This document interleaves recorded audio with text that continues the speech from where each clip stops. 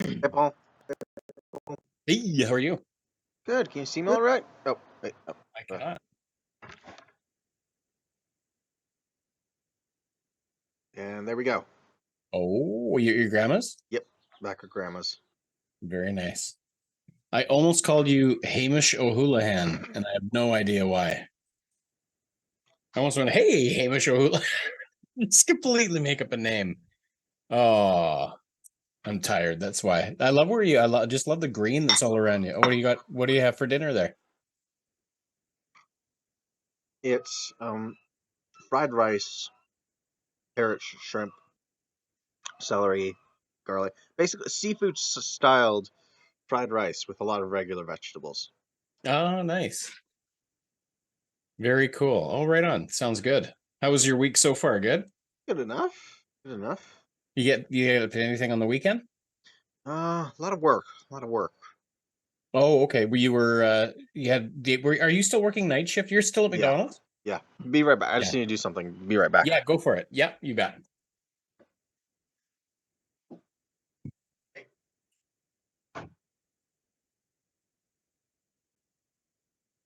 Okay. There. Sorry. The door was open, so I was bugging the fam. Paul? What's that? Sorry? Nothing. I'm done. Anyways, where were we? Oh, awesome. Very cool. Well, here, let me just pull this bad boy up. Where are we? There we go. This was solid. This was really, really solid. I don't have a lot of mostly, if anything, again, they're going to be just a little, maybe some fixes in terms of tone. It really came down to more tone than anything. In terms of the action, I think it's really solid. I only really have one significant note when it comes to the fight, for example, with the lurkers. Mm-hmm. Um, and that's to put the team in a little more jeopardy, but I'll get to that in a moment. But I love this. I love basically where you're at is you're starting. The first thing I noticed is that you're starting this chapter with Julius observing that she's only, only some of her powers have come out, or is it she's identified and is tapping into them, and it ends with her obviously showing a display of strength that's on a definitely a higher level, although sort of in keeping with what we've seen from her before. Um, just purely suggestions, things that I reacted to as one reader, and you may or may not get the same reaction from others. But Julius felt a little off-brand a little bit at the beginning. He's been so helpful. He's snarky and he's everything, but he's saying you're the picture of incompetence. You're not doing any. Basically, if I take all the things he said here, he comes across as kind of a passive aggressive asshole that doesn't seem to a bit stronger than I think he wanted to be, because he says you're the picture of incompetence. You're beyond incapable in anything else. You're not doing anything wrong. I'm just saying now I'm combining the words. You're not doing anything wrong. I'm just saying we need to work on it. I'm like, you're not just saying you need to work on it. You've called her the picture of incompetence and told her that she's beyond incapable. So the way he words it just strikes me as like not what a mentor. It's like this girl, poor girl, is still figuring out who the hell she is and what she's Part of my capable of. points in this is that Ramona isn't able to use any other forms of magic. No, that I get. Yeah, that I can totally. But the way he's responding to it, sometimes he comes across as super professional and like a grown up, and other times he says things that sound kind of more not just petty, but like mean and petty. So the only thing I would suggest there is if you're trying to get across, because it also doesn't seem to make sense that he'd be like, hey, you're amazing in these areas, but you totally fucking suck in those other ones. What's wrong with you? I'm not trying to say anything mean. I'm just saying we need to work on it. No, you're not. You're being a dick and you're being passive aggressive about it. So just accept the girl is kind of learning, and she's at the beginning of blossoming and blooming. It just seems out of character with who he's been for the last two chapters, and Okay. also out of character with himself. So that was the only thing that it bumped out on. Whoa, dude! Like it felt like you were going for clever wording, and it was coming across as just dickish. Okay. Food for thought. The bit with Paul, um, I wasn't, and I wondered if maybe you had cut something out here. When they're talking about her needing to work on her talents and abilities, um, and and then you say Paul had found out. I was a little lost here. I wasn't connecting what you suddenly inserted with Paul and back where they are. Are you saying that Paul, one of the werewolves? What are you saying here? I'm not quite catching it. Basically, that paragraph says why they're going into the mountains. Oh, interesting. Okay. Okay, I think it's just it's just the sudden shift in gears. It's like you're going this way about Ramona and Julius, then you're like Paul had done this, and I didn't make the connection, so it was like what? And so and then suddenly they're back to him saying it's cold and everything else like that. So what it felt like is it felt like the Paul bit was like something from another chapter that got jammed in here. So it might just need a little more explanation if the purpose of it is to explain, like, moving on. Here's where we're going. Like, my suggestion could be, Ramona says, let's try that fire spell again. Yeah, okay. Where are we going anyway? Well, and maybe Julius says it. One of our werewolves discovered blah blah blah. That's where we're headed next. Just so there's a clear kind of line of logic would be a suggestion. Might just clear it up for some people. Otherwise good. I'm loving the flow of it here. This was awesome. And the only thing I wanted here, this description that you give here, the heavy machinery, I love this, had been ripped apart. Some of the steel had massive gouges taken out of it. The more delicate equipment was beyond any recovery. And the same viscous slime that they had, it's a very long sentence, and it's describing about 3 or 4 different things. And I'm like, you've got the opportunity there to maybe give us 2 or 3 paragraphs and slowly ease us into how this thing looks. So that it feels like a good pass at just generally what you want to have there, but it's like, oh, slow down. Let's break this up a little bit and immerse me in the world rather than kind of shove all the description in one sentence and overwhelm me with a little too much scenery. But it's a great problem to have, because the only thing I'm saying here is it's so good what you have here. Just kind of let's take it slowly. It's like I'm eating the Big Mac, the fries, and drinking the Coke all at the same time. Oh, this was cool. I love this. What the hell happened here? I'm hoping it was those creatures on the camera. Remind me, have we seen the team? I know at the very beginning is what you're referring to. Has this team ever sat down and looked at this footage that we've seen? Okay, good. That's awesome. But I'm going to delete that. I couldn't remember if that was there, so that's awesome. Little thing, and this is more just I'm being picky here, but hopefully to your advantage. When you have these great breaks in like this sort of the symbol breaks between, okay, we're moving into the next session. My encouragement will always be, because I know this is what publishers will encourage as well. Let your final line end on a dramatic note. So it's like, get the C4 and plan at the entrance and see if you can find any other maps inside the mines. If we fuck it up, I'd rather have this contained. Understood, sir. End.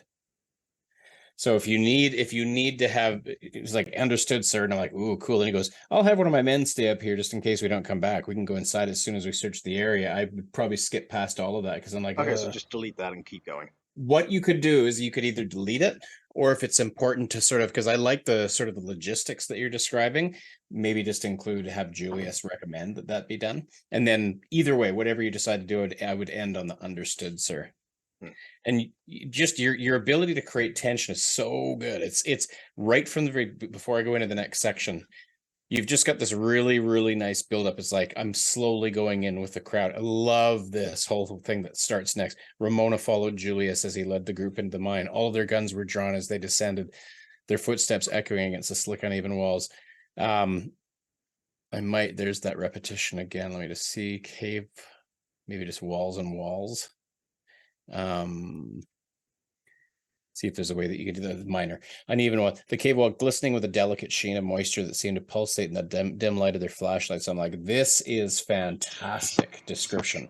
I love the way you're going into this. As the group descended deeper, I would just say deeper rather than into the cave, because you've said cave. Ramona's nerves began to jangle like a set of wind chimes caught in a storm. That is fantastic. I just love that way of describing how she's feeling. The air grew colder and damper. The darkness loomed over her like a never-ending abyss. One by one, the wolves transformed into their werewolf selves. I'm like, oh, that's cool. Ramona's heart raced. She could feel the tension building in the air like a pressure cooker threatening. Like these 3 paragraphs may be some of your best description ever. I love these paragraphs because I'm like, yes, that more of that, because I feel like you're giving me this emotion, not just a physical, visual guided tour, Hayden, but you're giving me the emotional tour as well. Like, I'm like, ooh, you're doing what a good movie does. So I'm like, yep, keep doing that. And you did it. You just consistently do it. So this is easily one of my favorite parts of your story so far. And it's and you did it in you're not doing much, and you're really not even taking much real estate to do it. So it's really, really good. Dick, his response to her felt, I wasn't quite sure. Like, he says, "Hi, Dick." He says, "Dick," and he goes, "This is the mission. No time for talking," which seemed like a weird argument for Dick, who's usually really rational and makes sense. He says, "This is the mission. No time for talking." My first thought, oh, he doesn't want to make noise, but the next thing is the sound of his voice ricocheted through the cavern like a gunshot. So I'm like, it would be his argument that it's the mission, that therefore that it sounded like she shouldn't talk because it's a mission. So there might be a better way to clarify that. But I like where this is going. I smell something like rotting seafood. I love that. That's the second time now. I remember the last chapter we have the smell of what smells like seafood. So I love this consistency from chapter to chapter. Well, I mean, they're basically squids and crabs, so Yeah. they better smell like seafood. So this whole description, some of these things I'm just going to skip past because you could decide what you think of it here. This was a little thing. I think this is what you meant. Dick moved with deadly precision. His shotgun, no cannon, blasted away. This might just be in the punctuation. I think I know what you're trying to do there. So the only thing with this scene that I thought might be interesting, it's totally up to you. It feels like a pretty for the first couple of pages, it feels like a pretty low stakes video game, because it's what it came across to me as, here come lurkers and they're just mowing them down, and then at some point in the middle of mowing them down, Dick gets attacked, and then he becomes super and he mows them down, and then Ramona becomes super and she mows them down. And I didn't really feel, unless I missed something, even when this is going on, Dick didn't seem to care. These lurkers are coming at them, and it's a massacre. At no point did I really feel like Julius or his team were, as it says here, like this line, Julius continued to talk as if they weren't fighting for their lives. And I thought, yeah, because they're not. It doesn't feel like they're fighting for their lives. It's a lot of lurkers, but they're taking care of it pretty fast. So the only thing I might suggest here is that like a good hockey game, it looks like Julius and the team are going to win this one, but then they start getting hit, and it's like, whoa, like it really actually looks like they might lose. That all happens in the next chapter. Okay. In the next chapter, one of the Interesting. Alnoon shows up, brain blasts everyone, and then they start massacring the Lycans. Julius has to kill that one. He and Ramona fall into the cave, and then Dick takes the remaining wolves to free the people, while Julius goes to the pyramid. I might combine them if there's a way to do it. I don't know what you think about this, but this whole chapter has no conflict in it. That's the only challenge. It's a breeze from beginning to end. They're not really in any danger at any point, is the way it feels. And it was just sort of like, oh, okay, pretty consequence free. Kill some lurkers. Sorry, yeah, kill some werewolves. Yeah, give us some stakes. Give us, like, get them trapped. Get them something. Even though you say you've got that coming in the next chapter, which is good, I felt like I don't want to see. Escape. Yeah, Dick, and if Dick and Ramona are going to suddenly cut loose, let it be in response to like a legitimate threat. That would be the only thing that I would add. Otherwise, dude, yet again, this feels really, really solid. Anything that I'm giving suggestions on are small. They're not structural. Structurally, you're moving ahead at a beautiful pace, and I'm actually quite confident. Unless you want to hit this one more time. When do you want to release this? What's your plan for publishing this? 2 weeks. Oh, okay. Let's hit it one more week then, but just to look at it and polish if necessary. I'm 100% confident you'll have this ready for launch. This was 14, good. The base episode, that's coming out tomorrow. Oh, good. Okay, here, I'm just going to pull that one up again. The research station, that one. Yeah. Yeah, I loved. Let me just double check. I'm just going to pull this up. Yeah, very cool. So this is going up tomorrow, Hayden? Mm-hmm. Good for you, man. You're just a machine. I love this. Having a deadline helps. It's very helpful. Yeah, you know what? Is that why you did this? Did you do this partly because it would force you to kind of produce partially on a regular basis? So now part of me wants to go back and redo the beginning part, like span on Ramona's, like the vampire part, make it like a two-parter-ish thing. The thing I love about what you're doing is you can't lose. Like you put it out there, and yeah, inevitably, you're putting it out there. Technically speaking, you're putting it out there way quicker than any publisher would ever advise you to do it. Like it's madness. It's madness Yeah, that no, you're you publishing should it. see some of the big names on Royal Road. He Who Fights with Monsters and Primal Hunter, they put out about 5 a week. I'm not surprised, but for new writers who are trying to establish themselves, especially on the one, like I'm going to take this all back right away. This is absolute madness. Before you've gotten your script to the place where it really would be publishable, you're throwing it up there. But here's what I love about that: throwing it up there, getting feedback so you can say what you just said now. I think I want to go back and I want to redo some of that stuff. This is the perfect petri dish for you to get it out there, low stakes. You're not risking a reputation. You're getting it out there, seeing what people think, and then you can go back and revisit it and really polish it. It's perfect. What you're doing is at first I was like, you don't want to. The main reason I would have been opposed to it was only because wouldn't want you to torch and burn your reputation while you were still, not that I assumed you were going to do that per se, but putting it out there before it's really ready is super risky. But in this environment, I don't think it is. I think it's a really good idea. Yeah, well, the next few chapters are where we get risky because this is where we deviate from the script. Okay. What do you Yeah. mean by that? Well, according to the script, what's supposed to happen is they're supposed to get attacked by lurkers, they lose some people, but ultimately they mostly just move on from it. They go down, they see the jungle, they see the dinosaurs, then we move on to so on and so forth. Now what's Gotcha. happening is Dick's going in with half of his team dead. Julius and Ramona are alive, but completely separated from the group. And Dick and Julius both are going to have to work on separate goals while predicting what the other would do. Okay. I'll be interested to see that. That's great.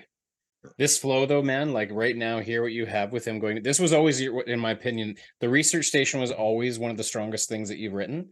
So it's cool to come back to it again. Again, I have to keep reminding myself that Jack isn't here. That's how much of an impression that made on me when you did that the first time. But you've made me fall so deeply in love with Ramona as a character. I really dig her and Dick. Like the triangulation of the three characters here is really coming alive, and I really dig that. Yeah. But like I said, I think I'll probably go back to like Ramona's the vampire section, like just Okay. really expand on that, make it like its Okay. whole own thing. Because I realize that as much as Locust in Alaska is fun, it's not a good opening to the VPA of the series.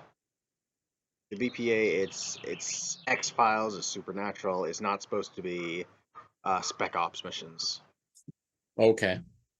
Yeah. Very cool. Okay, well, I'll send you your notes here right away. Did you get a Solid. chance to read chapter 16? Definitely not. Ah, No, that I wish, but that did take up all of my time. But 15th, still work for you to meet this time next week, and I'll dig into 16. Do you want me to hit this version of 16, or do you want me to wait for you to send me a different version? no, Can I go I'll ahead and probably hit this one? I'll have updated it. It's like barely. I think one part of it was just a massive block of text with a couple different ideas. Okay, great. Well, get it to me if you can by next Sunday, and still works for you the 15th at 8. No problem. Awesome. Great work, man. Good for you for maintaining your momentum. I honestly, I don't think I'm working with any writer who's writing as much as you're writing. It can only Remember, I'm lead doing a to good second story things. at the same time. I know this is okay. That's mental. That's mental. Make sure you're No, sleeping and that eating. story is mostly just to see how I do on my own without you. Good. Yeah, no, Test that's myself. important. Yeah, It's yeah. also a lot more traditional, so to speak. At least for Royal Road. Yeah. Very cool, man. Proud of you. Okay, well, have a great week and we'll see you next I'll Monday. do. See you next Monday. Take care. Bye-bye. Bye.